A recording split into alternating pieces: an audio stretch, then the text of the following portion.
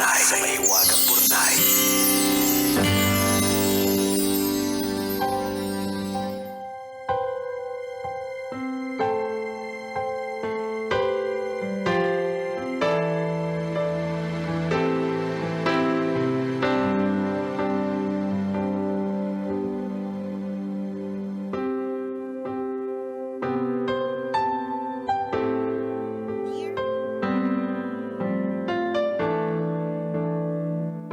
Hello, ayun.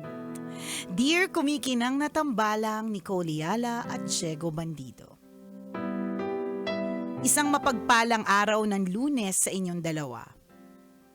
Itago niyo na lang po ako sa pangalang James. Sumulat po ako sa inyo para ibahagi ang isang simpleng pangyayaring nag-iwan ng marka sa puso ko. Ganito po kasi. Papasok ako last Friday sa opisina. Katulad ng maraming empleyado, maaga akong gumising, mabilis na naligo, nagkape ng halos hindi nalalasahan at nagmamadaling lumabas ng bahay. Sumakay ako sa siksikang jeep. Pare-pareho ang mukha ng umaga. Matrapik, mausok, mga taong tahimik at nakayuko sa cellphone. Dahil pagod at kulang sa tulog, hindi ko na malaya na nakatulog na pala ako habang umaandar ang sasakyan. Nagising ako sa malakas na boses ng galit na driver. Paulit-ulit niyang sinasabi na huwag sumakay ng jeep kung walang pamasahe. Doon ko nakita ang isang lola. Halatang mahina na, may dalang lumang eco bag, at nakaupo malapit sa harap. Nakayuko at tahimik si Lola. Hindi siya makatingin sa driver. Ramdam ko ang bigat sa loob ng jeep. Walang nagsasalita at kasama na ako doon. Sinasabi ng driver na hindi na uso ang libre.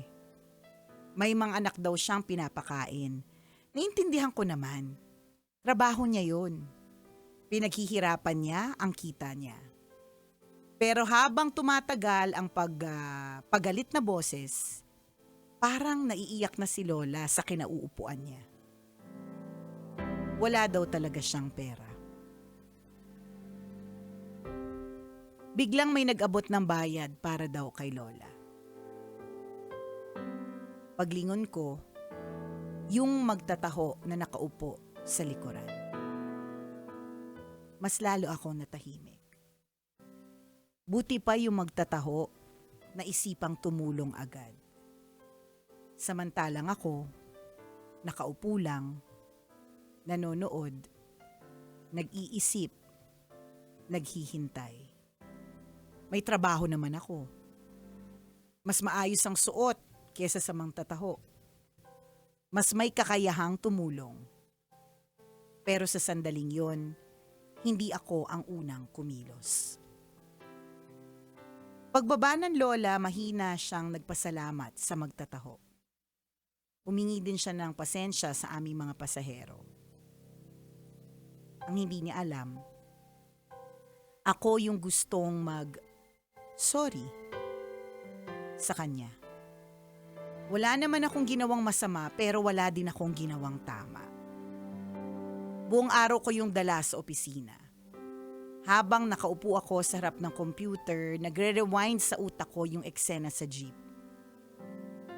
Minsan hindi naman natin kailangan ng malaking pera o malaking pagkakataon para maging mabuti.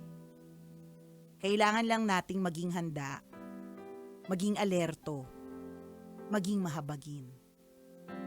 Napaisip tuloy ako kung ilang beses na kaya akong may pagkakataong tumulong pero hinayaan ko lang na lumipas. Ilang beses na kaya akong naghintay na may ibang maunang gumawa ng tama. Hindi ko na nakilala ang magtataho. Hindi ko man lang natanong ang pangalan niya. Pero sa simpleng ginawa niya, may itinuro siya sa akin na hindi ko malilimutan.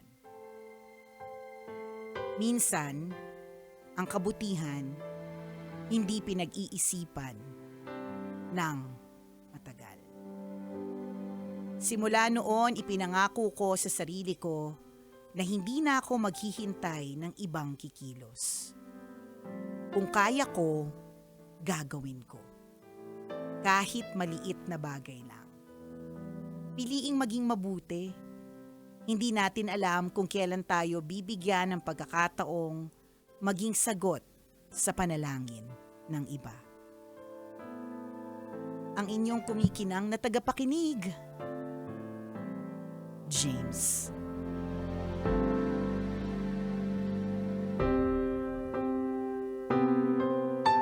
Hi, James. Thank you for sharing your story, Salamat. James. Ano kayang sasabihin ng driver na si Sir Johnny Ortiz? Dito. Oo. Ikaw ano, kuya, anong opinion mo? Oo. 'Di ba napakahirap kuminsan sa mga ganitong sitwasyon? Ang Bit tanong, niya hanggang opisina. hanggang opisina, dala niya hanggang kwento na may Oo. wagang burnay. Ang tanong, ano din kaya ang masasabi ng Grab driver na si Roel ng Santa Mesa? Ay, grabe. Na Love Radio lang din Oo. daw ang stasyon. Ayan, yun itong mga kagaya nitong mga driver na to na alam, 'di ba kasi naiintindihan nila yung POV nung manong driver ng jeep. Correct. Diba? Totoo yun. Kasi siguro, in their minds, hindi natin nila lahat, no? Pero para sa isang nagtatrabaho, for example, tapos ganyan ang kanyang profesyon, diba, chopper? Kung lahat kasi pagbibigyan, Oho. diba? Ganito lang ang feeling ko na thinking, ha? As a psychologist for today. Ang Okay. kausap mo ngayon, Diego Bandido, Nicole Yala, the psychologist. Yun yung nakasalamin. Oo, Okay, yun. sige. So, I really think that. Wow, English speaking. Nag-English speaking bigla yung psychologist na ni Goleala. Uh-huh. Dalawa lang naman usually ang feeling kong iniisip na isang tao na natutulong eh. Mhm. Pwedeng yun nga, Uh-huh. kapag ka pinagbigyan ko to, lahat na lang, Uh-huh. 'di ba? Ako naman yung malulugi. Mhm. 'Di ba? O di naman kaya, hindi ko naman to kailangan pagbigyan eh. Kasi next time, merong mas deserving o Oho. meron pa akong pagkakataon para magbigay ng tulong. Tsaka siguro yung POV na Oho. may anak din ako na pinakakain eh. Ayan. 'Di ba? Kaya nga sabi nga ni James, 'di ba, na naiintindihan din nila. Oho. 'Di ba? So ganun, pero kuhang-kuha ni James dito sa mga salita niya dito sa kwento na may wagang burnay, yung importance of helping na hindi mo kailangan maghintay ng Oho. isang alam niyo po, totoo po 'yan eh. Hindi mo kailangang maghintay na may-ari ka ng isang NGO o kaya mag-organize ka ng isang pangmalakasang feeding program. Hindi mo kailangan mag-wait. Kung kaya mong gumawa ng ganun, why not? Correct, Kasi correct. syempre, mas malaki yung preparation, mas malaki yung budget, mas malaki naman ang reach. Totoo Oo. naman 'yun. Pero yung in your own way and in your own capacity, hindi na hinihintay 'yun. Tama. Go lang. Para intindihin din natin yung kung bakit nangyari yun kay James. Marami kasing tumatakbo sa utak natin bilang anong nag-aaral tungkol sa utak? Psychologist. Oo. Oo. Tingnan mo. Paano tayo paniniwalaan kung hindi mo alam kung anong tawag sa'yo kunwari? Neurologist, ikaw psychologist. Psychologist. Oo. So ano kasi unang-una, based on experience malamang ni James, may mga nakikita din siya na nagkukunwari lang. Correct. So Pwede. ang nangyari sa utak is Pwede. nag-freeze ka. Oo. Pinroseso mo, tutulungan ko ba to? Hindi. So si magtataho, Hindi na nag-isip. basic, automatic kasi nakikita niya yung sarili niya doon sa sitwasyon ng isang lola na walang-wala. Paano kung mangyari yun sa kanya? Kaya Tama. naging automatic fight kagad laban. O ito po, bayad ni lola. Correct. Kung ako yung nandoon, kung ako si James, Mhm. hindi ako mag-freeze eh. Oo. So Bakali- depende kasi sa Oo. tao din eh. Diba? Parang, sabi mo kasi, Jegs, parang yung magtataho, parang nakaka-relate na. Kasi parehas na, Oo. kahit papano, diba? Parang hard labor, Oo, isipin yun. mo, Oo. diba? Araw-araw kaya, ewan ko kung madami akong pictures, Jegs, na nagbubuhat ako ng mangtataho. Aha. Pasensya na, may saltik po talaga si Nicole Yala. Marami akong pictures, promise. Kasi, lagi kong ninanamnam yung paghihirap na meron sila. Mhm. As in, kasi kaya ko siya binubuhat kasi para maramdaman ko na ito yung nilalako nila everyday, na ang layo-layo ng nilalakaran nila, tapos hindi sila sure kung sa lalakaran nila may bibili. Parang ganun. So sinasabi mo na relate si Mamang Mangtataho sa, 'di ba, parang sa ang Oo, hirap. kasi- Kailangan ko maglakad na malayo Oo. para makabenta. Parang si Lola, kailangan ko sumakay kahit wala akong oo, pera. Ang behavior kasi na magtataho, laban yan eh. 'Di ba sa hirap yung buhat-buhat mo, lumalaban Correct. ka sa buhay. Sa Kaya, init, Kaya go. nung nakakita siya na ganong sitwasyon, automatic na reaksyon ng utak, laban, ilalaban ko to si Lola. Tama. So ganun nangyari. Na alam mo, James, sa totoo lang, tama naman si Diego eh. Iba-iba kasi talaga tayo kung paano mag-function ng Oo, brain. Pero hindi ibig sabihin na you're a bad person. Correct, ah. correct. Hindi, Hindi ka bad person. Oo. Siguro lang naisip lang, kaya mo naisip, James, na ganun kasi nakakahiya naman kung sino pa yung parang Oo. mas konti yung kinikita kaysa sa akin, di ba? Siya pa yung ano. Pero di mo sure, baka mamaya meron siyang nagpapa-franchise na siya. At hindi mo pa alam, Hindi mo eto, pa sure. baka magkasabwat pala sila. Yung kukunin lang yung loob mo, maaawak. Actually, alam mo, kaya hindi natin din masisi yung mga iba Oo. na hindi nagbigay or hindi nag-abot.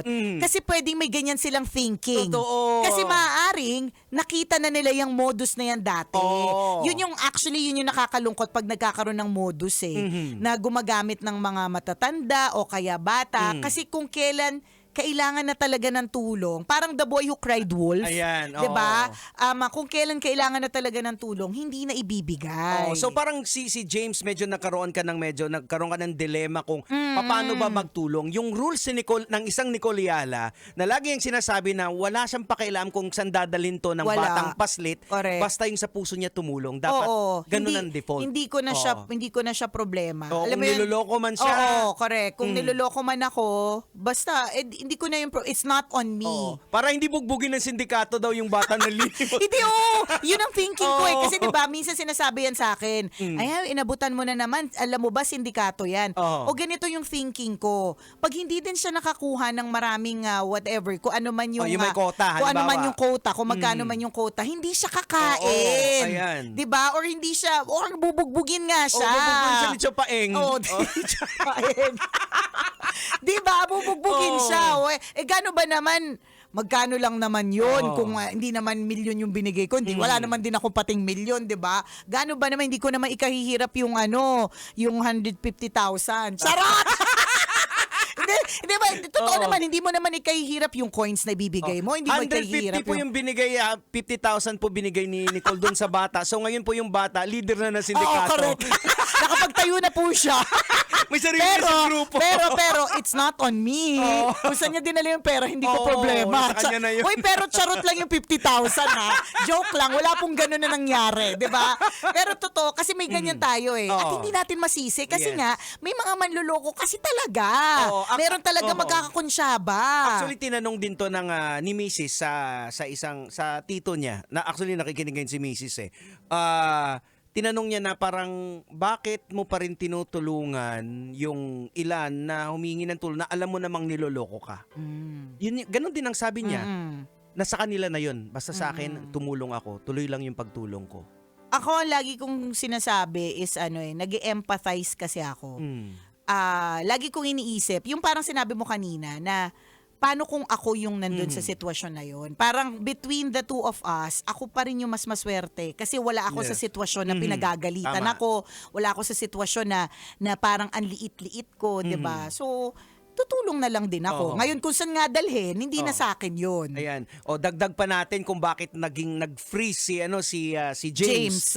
Yung mga prank na mga social experiment pwede, ngayon. pwede O baka may din. camera dyan. Oo. Kahit hindi natin iniisip, pero nasa subconscious natin yan. Oo. Kaya isa yun sa mga nagiging Dahilan. problema. Ay, nako. Pero, wala pong presyo ang pagiging mabait. Tama. So, maging mabait, mga kabisyo. Laban Basic. lang!